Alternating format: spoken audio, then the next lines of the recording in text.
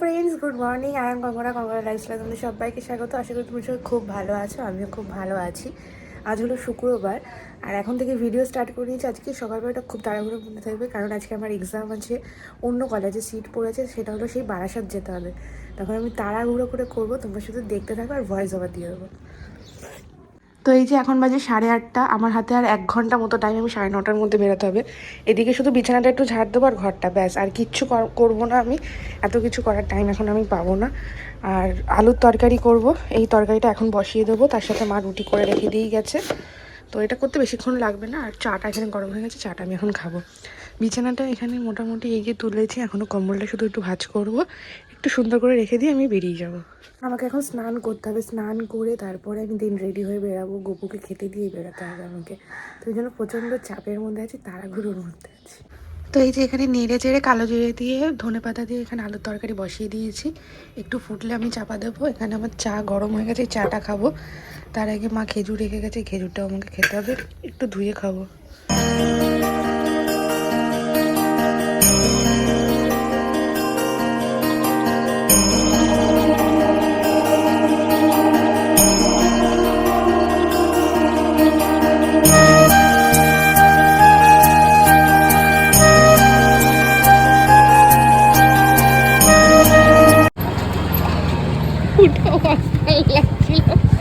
নাটক করছিস নাকি?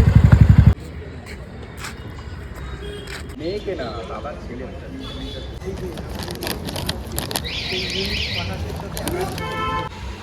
এই দেখো আমাদের বাড়ির গাছে মুকুলগুলো সব ঝরে ঝরে পড়ে যাচ্ছে। প্রচুর মুকুল হয়েছে, তোমাদেরকে তো বলেছিলাম যে শেয়ার করবো, শেয়ার তো আর করা হয়নি। কিন্তু অবস্থা দেখো, পুরো ডাল সমেত।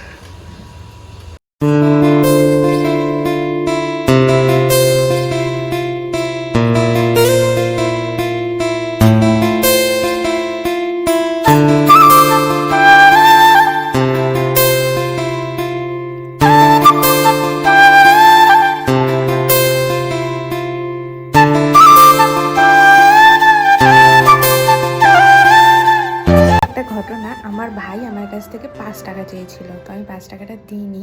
আর ভাই এখন কি করছে তারপর তোমাদেরকে দেখাই। ভাই লুকিয়ে লুকিয়ে দেবো, আমার ভাই দুজনকে খাওয়াবো। নিয়ে আয় নিয়ে আয়। আমি কিন্তু 5 টাকাটা এই যে হাতে রেখে দিয়েছি, তোমরা একবার দেখবে কীর্তিটা। আমার ভাই কিন্তু ঠিক আসবে, এসে চাইবে। আর এখন বাজে কটা বলো তো, এই দেখো।